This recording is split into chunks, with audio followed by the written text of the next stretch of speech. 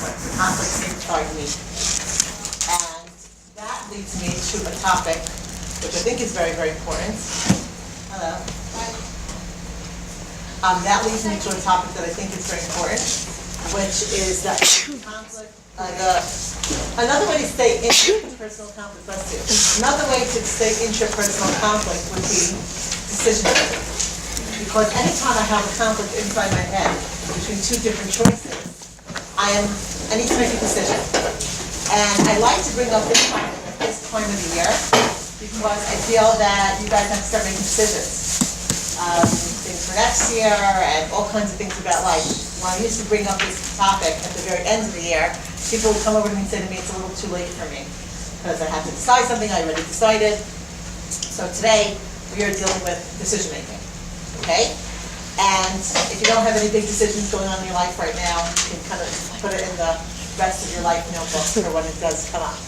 Okay, so just a little bit on the hashkafa. I am going to give you a Torah perspective on decision making, and then some things from what's called choice theory.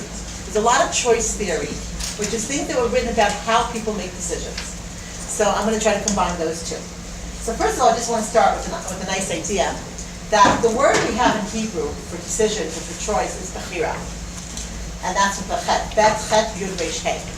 It comes from the same shoresh as bechor. Now, not Bechor, firstborn, which is Bet Chaf Resh, but Bechor meaning a young person, or Bachura is like a young lady.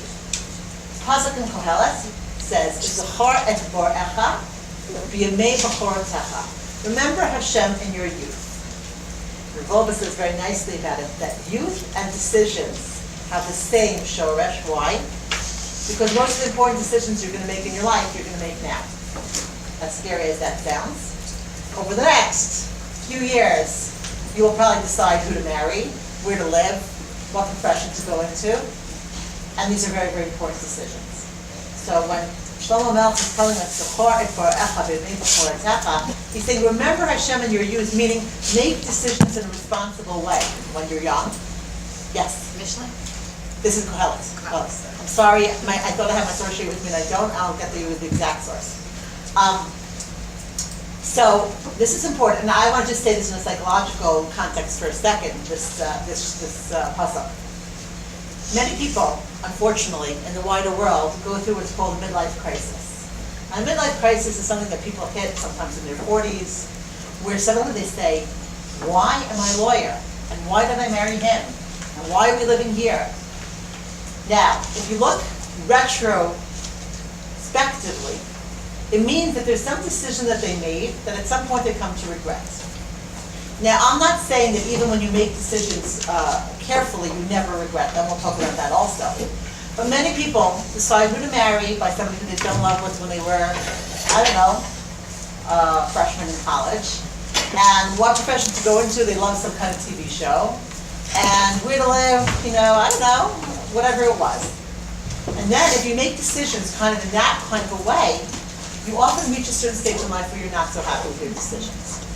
And when we're told, it means try as much as possible, even though you're young, to make a responsible, mature, adult decision. Because these decisions, really, you have to keep by them. So that's what we're talking about today. The first point I want to make is that a good decision is not necessarily a right decision. What do I mean by that? You have no knowledge of the future. We're not Nevi'im. You want to ask them? Someone ask them? No. Therefore, why do people not like making decisions so much? But what if it doesn't work out? If it doesn't work out, and you try to make a good decision, that could have been a good decision anyway. Now this is important. Chazal tell us about dayanim, about judges. There's a very important principle in the Gemara. Ein l'dayan ela et ma she'einav ro'ot. Which means, a judge only has in front of him what his eyes see. What does that mean? I have to, if I'm a judge, I have to make a decision, a court ruling, based on information that's available to me. What if in 15 years from now it comes out that there was a document that nobody saw, which really changes the whole thing? Does that mean that the judge didn't do a good job? No. according to halacha, ein ladayan elet mashenav ra'ot means that it was considered a correct ruling because he used all the information that God allowed him to have available to him. The same way, we're always doing court rulings about our own lives. Should I do this? Should I do that? The fact that you don't know that something might happen in a few years that would have twisted the whole thing differently, that God knows, and if He's not allow you to have that information now, that means that you could have made a great decision, and it still might not work out perfectly, but that's not called a bad decision. So we can only take responsibility for what we have available to us. Next one. The most important point I'd like to make here today, well, maybe one of them, there's a few that are important, is that owning your own decisions is a religious process, even when the decision is not a religious decision. Of course, if you're deciding something religious, you think, oh, of course it's part of my religion. You could be making a decision about something that has nothing to do with religion, and still owning it, meaning making it yourself, is a religious process. This is very important. Why? Because many of us don't love to make decisions. So how do we make decisions? We might ask our mother what to do, or see what the whole crowd is doing, or flip a coin, or kind of like wait until there's like a default decision, like I don't get my applications in time, so I don't get into a lot of places because I miss the deadline, but then the one place that will still take me to where I go. Or if you're going out with a guy, kind of wait till he breaks up, but don't take initiative to break up yourself. People do this with decisions. They don't like to own the decision, so they like to have someone help them make the decisions. In choice theory, there's all kinds of styles of decision making. There's one style called an impetuous style. Like, I don't know, okay, I'll just break up with it. Okay, just break up with it, that's it. Right? I didn't think it through, I just kind of got sick of the whole thing, and that's called impetuous. It's like, it's impulsive. Then there's avoidance. I don't know, I'll wait till next week. I don't know, I'll wait. And then there's dependent. Asking somebody what to do and doing what they tell you to do. Now, we're going to get to this at some point. What about asking rabbis? And I have to tell you girls that there's a very big difference between asking a rabbi in a way where you're owning the decision and asking a rabbi in a way where you just want to dump the decision off on him and then you're going to blame him later if it doesn't work out. What's a fair choice called? What's that? What's a fair choice called? Dependent. Yes. Can a rabbi tell between difference? You know, that I have one of my brother-in-laws is that's a very good question. One of my brother-in-laws is very close to, Hadass just asked, does the rabbi know the difference between if you're dumping your decision off on him and if you're like owning the decision? I have a brother-in-law who lived with a certain very big rabbi, I don't want to mention right now which one of the biggest rabbis in Israel. And he said that you could see how sometimes people come and the rabbi would say to him, they think I'm a navi, they think I'm reading all the details that they're not telling me. We know that Nebuah doesn't exist anymore. People have inspiration, they have kedusha, they have all kinds of things. But when you only tell a rabbi a little bit of the story, you think that he understood the whole story, that's not responsible. Maybe he did understand the whole story, but your responsibility is to come with the information. And when I say owning it, it means that I have to think it through well, I have to write out my pros and cons. There's a very big difference between going to a big rabbi and saying, can I have a bracha? When you're asking him for a bracha, you're not asking him if you're doing the right thing. And that's why I recommend that people sit down with the rabbi, who's maybe not the rabbi who you're only going to get a 1 second bracha. It's beautiful to get a 1 second bracha for siyata d'shmaya. When you have to make a decision, you have to sit down with the rabbi who's going to have some time to hear both sides and to help you figure it out. Yes. What about when they go on halacha or not? Because obviously they have, not they don't have to say yeah, but obviously you have to listen to whatever they say. Okay, whatever they come out with. So I have to, that's very interesting, because my rabbi says to me sometimes, when I call him up, he says, are you asking for a psak or an eitzah? And I so appreciate that he asked me that. Psak means you want me to tell you yes, no, Or eitzah means advice. And you have to know what you're asking for. Because we don't shop around for psak. It's not like, oh, I'm going to ask this rabbi for psak halacha, and then if I don't like it, I'll go to a different rabbi. But if you're asking a person because you think he's greater than you and you want his inputs, that's called an eitzah, advice. It's different than a psak. Okay, that's an important. I have to know what I'm looking for here. We're going to get to the whole thing about rabbis and understanding that soon. It's very, very important, this whole topic about owning the decision. Because you can go to a rabbi as part of the process of owning your decision. Or you can go to a rabbi because I don't want to take responsibility for this, So if you tell me to do it, I'll do it, and if you tell me not to do it, I won't do it. And this is not only rabbis, sometimes it's their teachers. Yes? It's hard to change your intentions more than it's hard to change your actions in life. They're inside either internal. So how do you know that by asking the rabbi, even if you need to know the answers, you're coming with dumb thought process, but you're trying to change it, how do you know that's acceptable?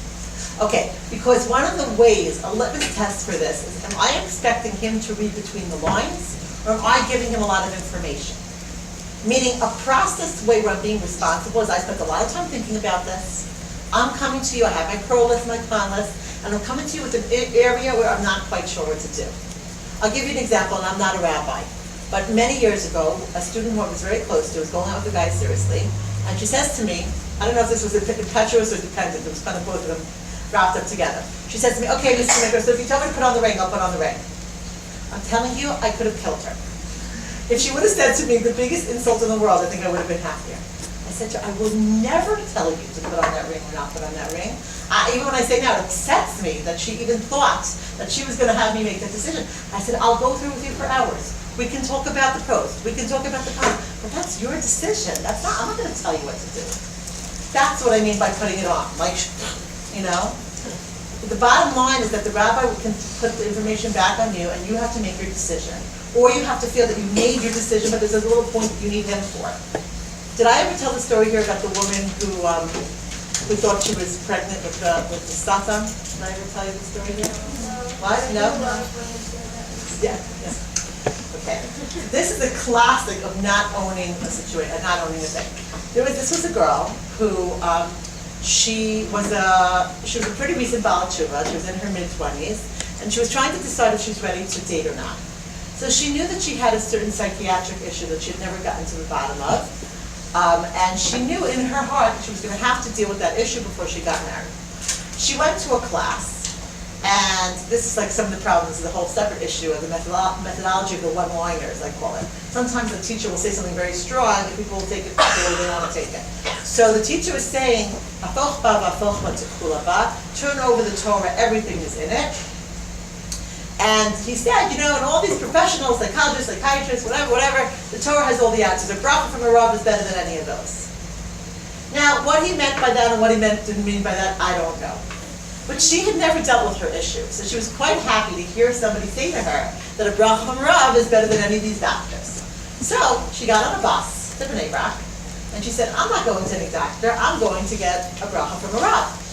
So she went to a Rav, a very big Rav, and she waited online because, many people go for brachos. And she walked in, and she says to the rabbi, I want to get married. And he says to her, bracha v'hatzlacha, which is what he says to everybody. Bracha v'hatzlacha doesn't mean, I know your psychiatric issue and it's okay, you don't have to deal with it, go get married right now. But that's the way she wanted to take it. So she went home saying that Rabbi X, a very, very big rabbi, had told her that she doesn't need to deal with her issue. Where do I come into the picture? I didn't know this, but I never met her. Her husband was learning in a certain yeshiva where I knew somebody in that yeshiva, and the rabbi from that yeshiva calls me and says, we have this, zoom forward, after the wedding, after the, whatever. She's married, she's expecting, and she believes that the baby she's conceived is the satan. And she's going through the entire pregnancy crying that she's bringing the satan into the world through this pregnancy. So that was where, all of a sudden it became clear that there was some need for more intervention, right? Because the bracha wasn't, solving that problem exactly. So it ends out that she did give birth to this baby, and she was walking around muttering, saying, he shouldn't be in this world, he shouldn't be in this world, he shouldn't be in this world. The baby's life was at risk. The mother needed 24-hour surveillance because she felt that, I gave the birth to the baby because this baby's bringing evil into the world, maybe the baby doesn't belong here. The full circle of this whole story was that she ended up by a psychiatrist in Bnei Brak who deals very, very closely with this rabbi. If she would have told the rabbi about her issue, the rabbi would have said, I have a great psychiatrist to go to, you should go to the big tzaddik, work together with him, and then come back to me. But she didn't say the story. So it ended up a treacherous path. Everything ended up okay, thank God. But this is the problem. When you say, I'm not going to deal with my issue, I'm just going to go for the bracha, the bracha is a beautiful thing of siyata d'shmaya. It does not absolve us of taking responsibility for our lives. And that's what I meant. I hope that answers your question, okay? So we have to be careful. And for those of you who are into Mekubalim, again, you want to go to Mekubal to check your names, to whatever. The Mekubal is not making your decision for you. Now, I want to go to it from the positive after I scared you a little bit. Now I want to go to it from the positive. Why own the decision yourself? And here we have a beautiful mahalach.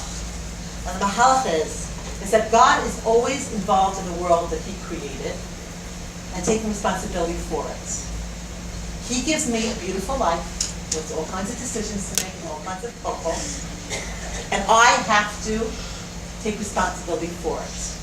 When I am taking responsibility for my life, I'm emulating Him, who's always taking responsibility for His world.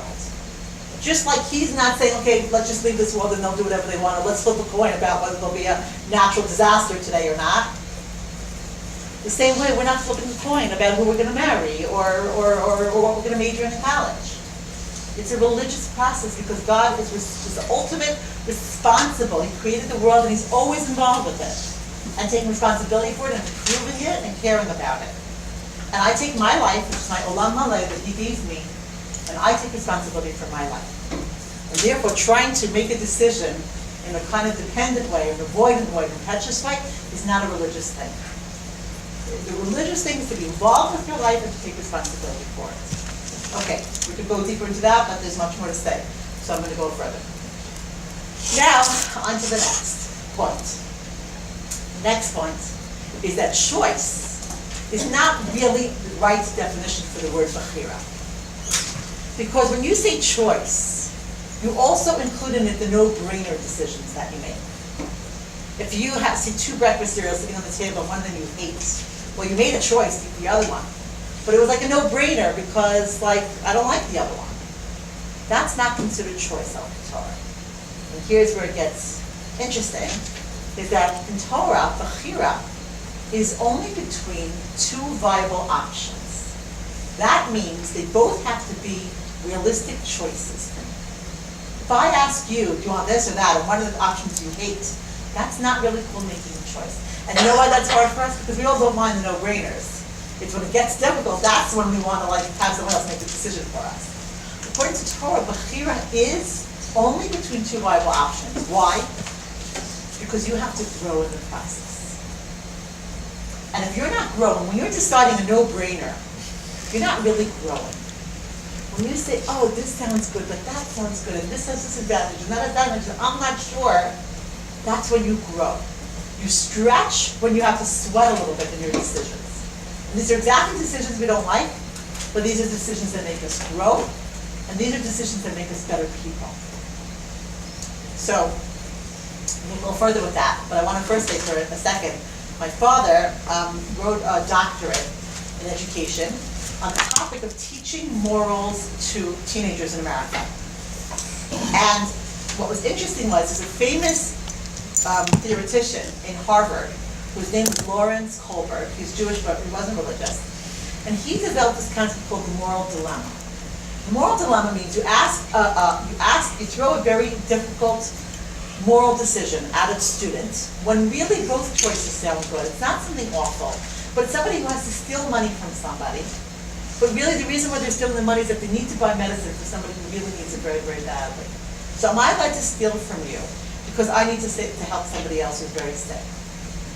Now, he asks these questions not in order for the students to figure out what's right and what's wrong, but in order for them to debate about it.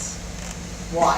Because his research was, and my father kind of brought it down to the Jewish school system, his research was get people to debate about values. Even if they're not sure which is the right choice, they become more sensitive to the values that they're debating. You grow when you have to think about something, even if you're not sure what the right thing is.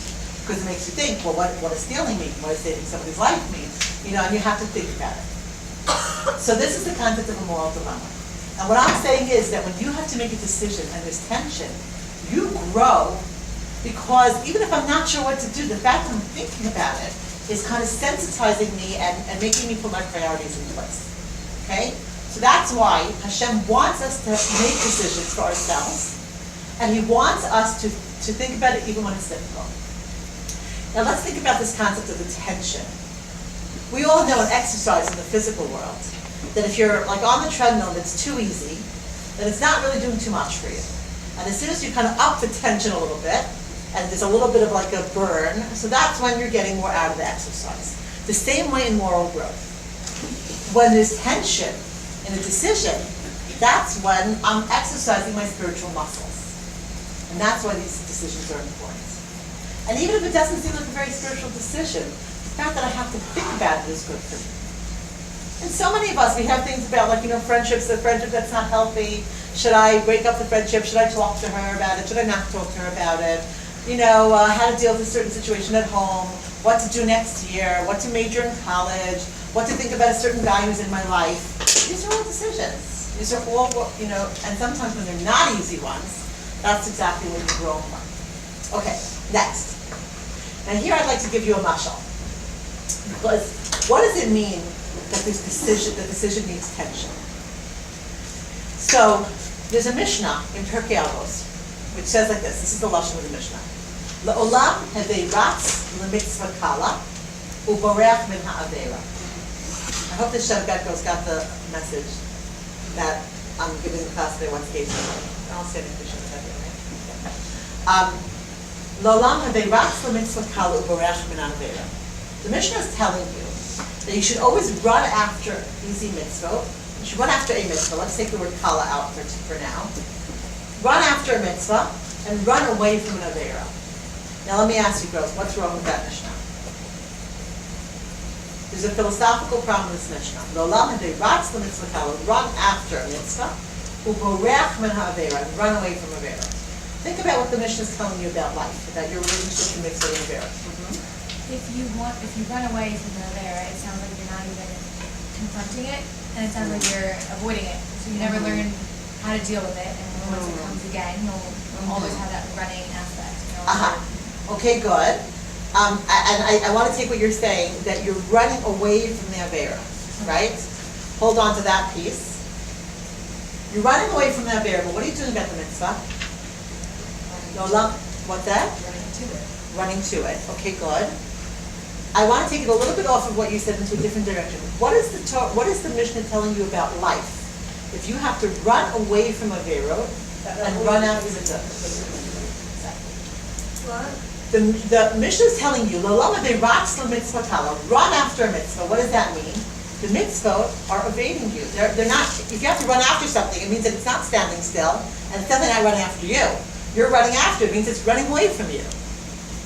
But run away from averos. Who do you run away from? People who are running after you. So the mitzvah, it's kind of like a philosophical statement about life that doesn't seem so fair. Good options are going to run away from you. You're going to have to run after them. But bad things are going to run after you. You better run away. It's not fair. Let them both run away from me. Let them both run after me. Let them both stand still. Why should good things be difficult to catch and bad things be running after me?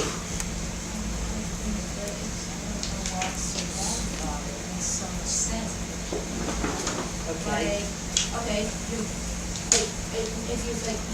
You should not run away from, you shouldn't ask for favors, you shouldn't ask for favors, okay, let's see, do I want to, if you have two choices, yeah, you should do chesed instead of going to the restaurant that might not be kosher. It's not like, it's saying that you should go forward and not backward, and you should.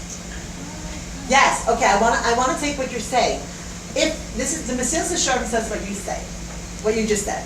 He said that if you would leave them both in front of you, and I would say to you, do you want to, what did you say, do you want to do a chesed or do you want to eat in a not-kosher restaurant, right? Most of us would say, I want to do the right thing. But, nice not-kosher restaurant is already, could be tempting for somebody. Let me give you another I'll switch your mashal later. Do you want to do chesed for that old lady and help her cross the street? Or do you want to hit her over the head with a stick so that she collapses onto the floor? Chas v'shalom. If I gave you a choice, most of you would say, why would I want to hit her over the head with a stick? Of course I'd rather help her cross the street. Because when both are at equal standing in front of you would choose good over bad. You want to say something? If we have the opportunity to help the old lady or hit her over the head, then obviously most normal people would choose to help her instead, but we never think about it like that. We think, should I help her? But I really have to get somewhere. We don't consider, Yeah. we don't put the picture in our heads like that. And the fact that you're thinking I have to get somewhere, that's the mitzvah running away from you. Meaning if it was easy, hi, I'm here and you have plenty of free time, can you help me? Of course. What does it mean that mitzvahs run away from you? It means that the circumstances around it don't make them very attractive. Exactly. Now, Mesilas Yesharim says, why is it that you would choose to help her? Why is it that you would choose to help the person who did not hit her? And the last one of Mesilas Yesharim is very beautiful. It says that your neshama is a magnet to good choices.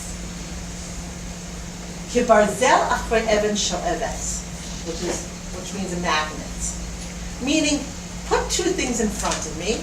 My neshama knows what's good, and it's attracted to good. So I would always choose the good thing over the bad thing. Now I want to give you a mashal.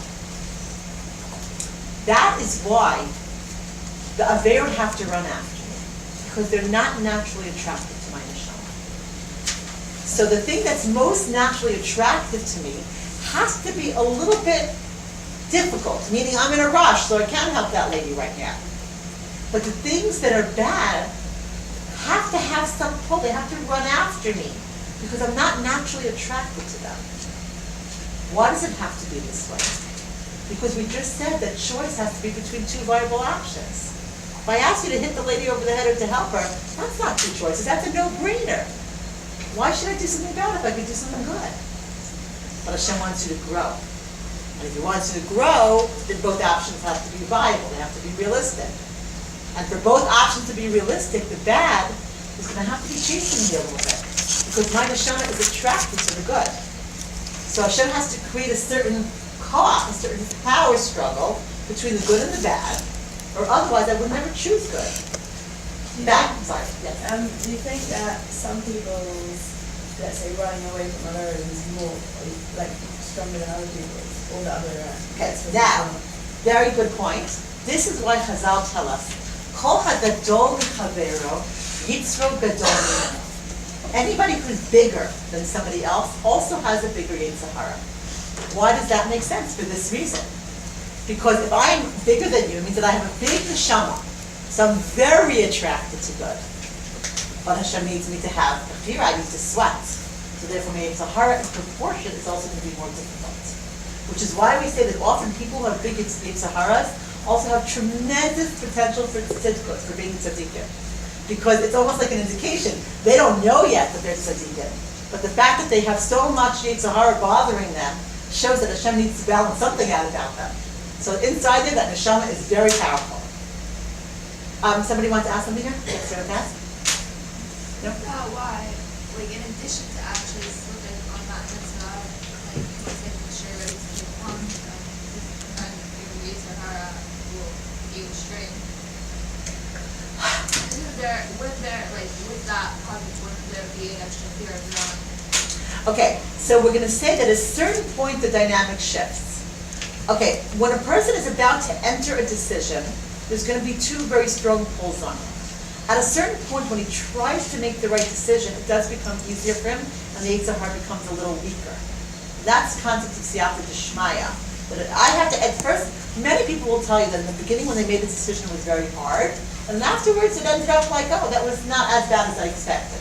So the beginning of the path is difficult sometimes, but you get siyata d'shmaya later. So it's not that the Yetzer Hara is always growing in proportion to where I'm growing, but I at least have to make a decision, based on the thing. Now here's my mashal. Very often people tell me that they remember the mashal even though they don't remember anything else. So let's say I take two girls, and I put two girls in front of you. Excuse the superficiality of this mashal. One of them is naturally beautiful, but she does nothing to promote her beauty. She doesn't care how she looks, she doesn't put any effort into her look. God happened to bless her with being naturally beautiful. Then I take another girl, who's not naturally beautiful, but she's gone for one of these professional makeovers, so she knows exactly how to wear the right makeup to accentuate her features. Her hair is perfectly designed for her face shape. Her clothing is like the best. And I put these two girls next to each other, and I say to you, which one of them is prettier? So you might have a hard time figuring it out. Because the natural beauty is not doing anything to promote her beauty, but the one who isn't beautiful is doing everything to promote her beauty. This is kind of what the Mishnah is telling you.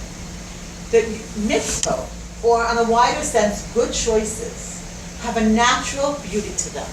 Your neshama knows that they're right, but they're not promoting themselves. In fact, you even have to run after them a little bit.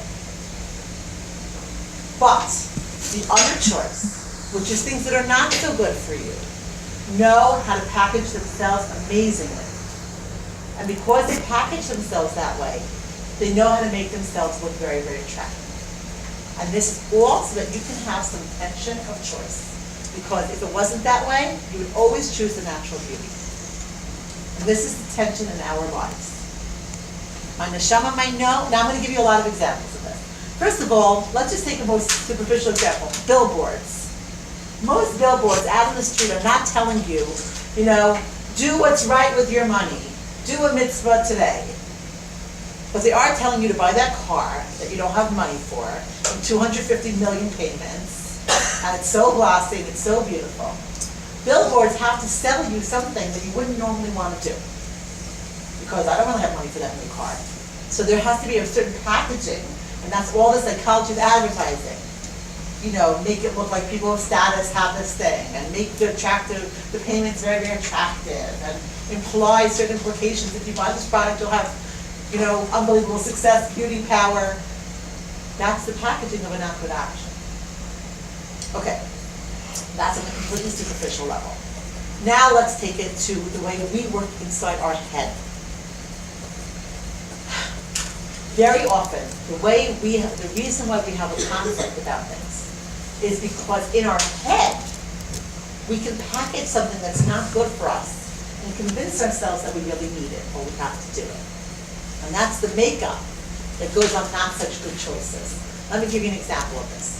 Let's say you are in high school, and there's like a variety of levels of behavior and religious, levels in your high school.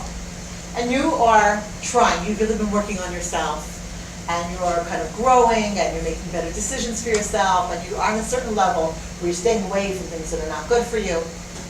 You get an invitation from someone in your class, you're invited to a party. Your initial response, don't go. I know it's going to be there, I know what kind of substances are going to be at that party, I've already decided I'm not into that stuff, it's not good for me to be there, I might let myself back down to things that I don't want to be in. That's your initial response, don't go. Then comes another voice in your head, but if you don't go, then you'll be snubbing the person who invited you.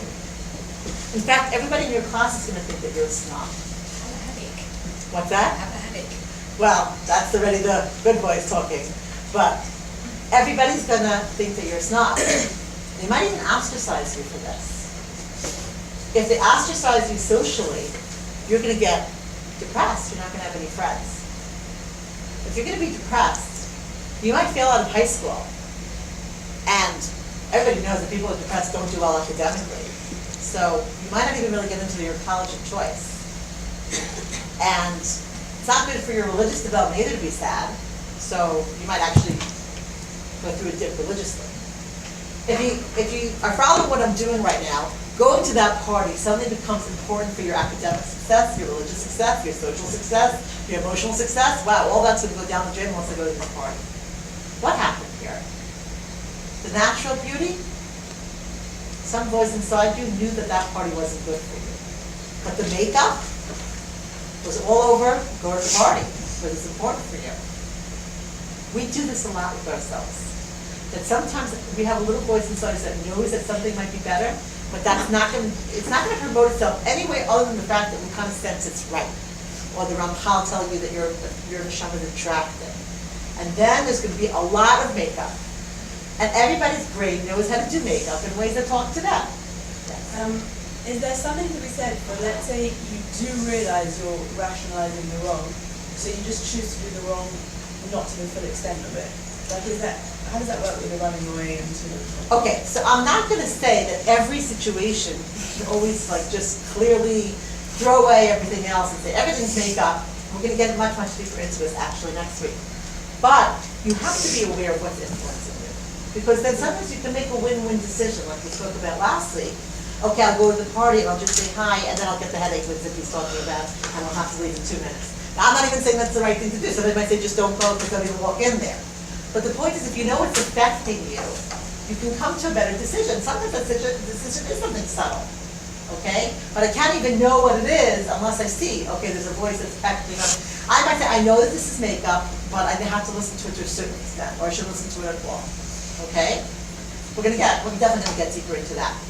Okay, so let's go a little bit deeper. And this, girls, is, we're not gonna have so much time for this today. We'll start today, we'll finish it next week. The way your brain makes up bad choices is going to be different for different people. And sometimes it's going to be guilt. Oh, but how could you break up with him? He's going to be so miserable. And sometimes it's status. Wow, well, if you go out with him, then like he'll be like, you have the best, wow. Sometimes it's all kinds of things that our brain does to package things in a certain way. Now, choice theory there's a lot of research that was done on how people make decisions and what influences people's decisions. So I want to share with you today a few different forms of makeup that have been proven to be very wide in society in general, and you can see if it influences you or not. So number one is social norms. What social norms? What's expected socially? What does everybody of my status do? Sometimes you know that a certain decision is not good for you on a personal level, but since everybody who you know and like is doing it, that becomes the makeup. Now, I want to give you an example. It's actually the status thing. I see this all the time. It's not really for your stage of life, although maybe you were a victim of this, because, everybody has their own situations. Very often, parents choose schools for kids, not always based on what's best for the kid. I'll give you an example. Let's say you have a young couple, they have a few little kids, and there's a school which is like this really good academic school, and like really nice families, and like all the people with certain status in the community send there. Child number 1 goes there, fantastic fit. Child number 2 goes there, fantastic fit. Child number 3 has his own needs. He's a great kid, much more artistic than academic. Maybe he even has some learning issues. But they're sending child number 3 to that school. Now, the little voice inside them, the school is very, very pressuring academically. He might not succeed there. It's not really for his co-co. He has other co-co. The other school is better for his co-co. That's the little natural voice. Then comes the makeup. But everybody of your status sends to that school. You've sent your first 2 kids there. The principal will be so offended if you don't send your third. You're on the board, with all you're on the parents, the PTA. How could you not send your child there? And then what people often do is child number 3 goes off to the same school, child number 1 and 2. And people kind of avoid thinking about the fact that it's not a good choice. And then when he's in 5th grade and is completely shattered and has failed out for years and has been made fun of or whatever it is, that's when the parents finally say, oh, I think we should make a change. And this is where hindsight is 20/20. Because often at that point the parents will say, yeah, we kind of had a sense it wasn't the right choice for him. So why'd you put him through this? And that was where the makeup affected them. This is where people of our status stand. This is where whatever it is. And so many decisions in life people make like this. Where the natural voice said to them, and then came all the makeup, status, connections, whatever that is. Yes? The makeup isn't always superficial. It's not superficial at all, that's the problem. I mean, for some people it is completely superficial. But the more sophisticated you are, the more you realize that life is not simple. And what if you were on the PTA of that school and if you pull your kid out, and other people are going to start pulling their kids out? There's all kinds of considerations that are serious. But sometimes, even when they're serious, and now again, that gets back to what Malky was saying, it doesn't mean necessarily that you're going to pull your kid out. There's certain responses, when you understand what's makeup and what's not makeup, one response might be, this is going to be very uncomfortable to be on the PTA and not send the kid there, and I'm going to get a lot of flack, but you know what, I'm not sacrificing a child for the PTA, sorry. So I'll deal with the flack, and they'll write me little hate letters for a few months, And I know that I gave birth to this child and I'm responsible for this child, and it doesn't matter who's angry at me, I have to do what's good for the child. That's a certain way of thinking of it. Another way of thinking of it is the more subtle thing, which is maybe I'll send the child to the school if I have to, but I'm gonna get him all kinds of help. I'm gonna invest a tremendous amount in his strengths, and I'm gonna make sure that he's developing himself and that his self-esteem is going well. But when you don't look at something, you don't allow yourself to look at something, then you don't even make good moderate choices. You just put the kid through the system and wait till it breaks to fix it, which is what many people do. They wait till something breaks and then they fix it. And in hindsight, oh yeah, we knew that wasn't the right choice. So this is one of the things that affects us. And I want to say, girls, sometimes I deal with girls who are dating, and this affects them very much. Inside their heart, they're thinking, if I have to live with this guy in the house day after day, he's not so nice. But the fact is that he has a great name, and he's really smart, he's this really put together popular person, and my aunt and uncle love him, and so that little voice is saying, well, you have to deal with him 3 times a day, he's arrogant and he's difficult, and the social norms pack, but if you get to marry a guy like that, like wow. So people sometimes make decisions that are not good for them, and then later they say, yeah, I knew that he was going to be difficult, I knew that he was not difficult, but I knew that he'd be difficult. So that's the fact that makeup of social norms, of what society thinks, often affects us. And it's hard to do what's right sometimes when everybody else thinks you're wrong. But if you're coming from the Shem Shemani perspective, if I have to do what's right, and Hashem knows that this is right, then sometimes we have to, deal with the difficulty, but do what's right. Okay. One more topic for today. And this is a list. Basically, this is a list in choice theory of things that affect us and make the makeup around not such good options. So one of them is social norms. Number 2, and this is a very, very big one. Many people make mistakes based on this. It's called, in choice theory they give everything fancy names, but I'll explain to it. It's called resistance to sunk cost. Sunk is like sinking, something sinks. What does resistance to sunk cost mean? It means when the reason why I don't want to do a certain thing is because I've already invested a lot of time. Let's say you're going out with a guy for a few years. The natural beauty inside you is telling you, he's not marriage material. He's not going to be good for me. You have the voice, the makeup, but you put so much effort into this relationship. You've known him since you were 13. He knows you better than anybody in the world. You've been through everything with him. You're going to start again and meet a guy you've never met before and say hi and start talking about this other person knows you inside out. So many people make decisions based on what's called resistance of sunk cost.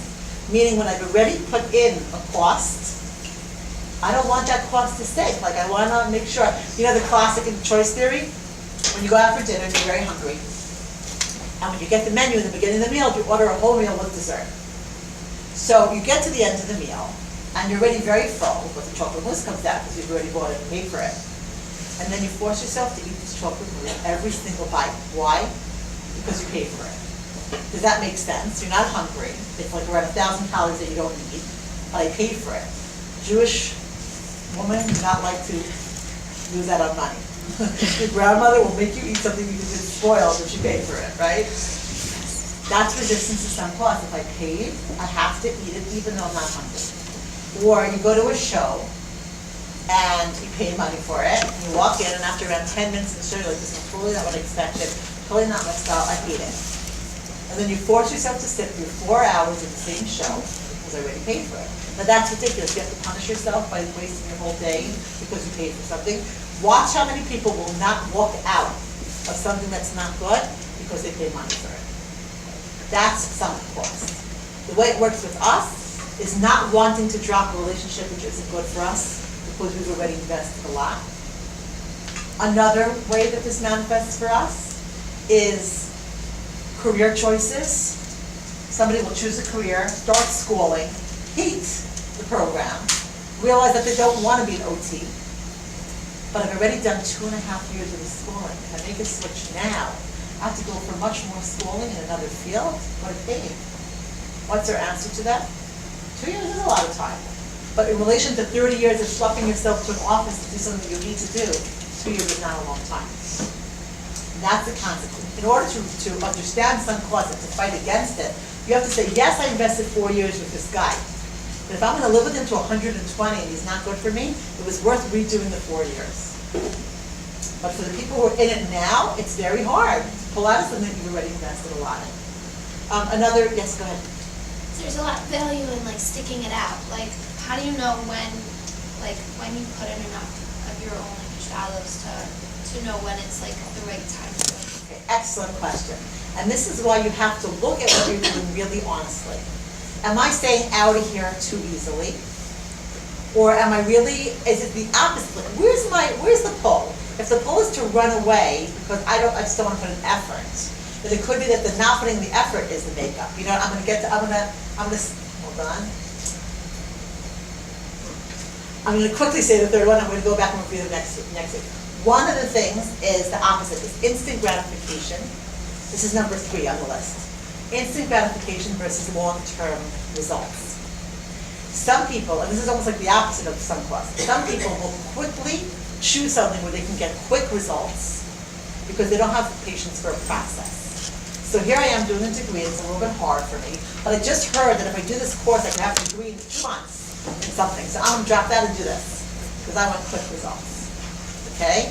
So we have to understand really what's getting us. Because some people, you're right, the makeup is, don't put in the effort.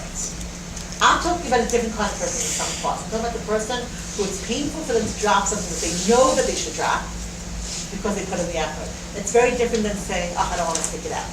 Okay, so we have to know. Next week, I did not explain to you enough what the third one is. So I will start with that next week. Great. Take care, everybody. You did enough. Bye.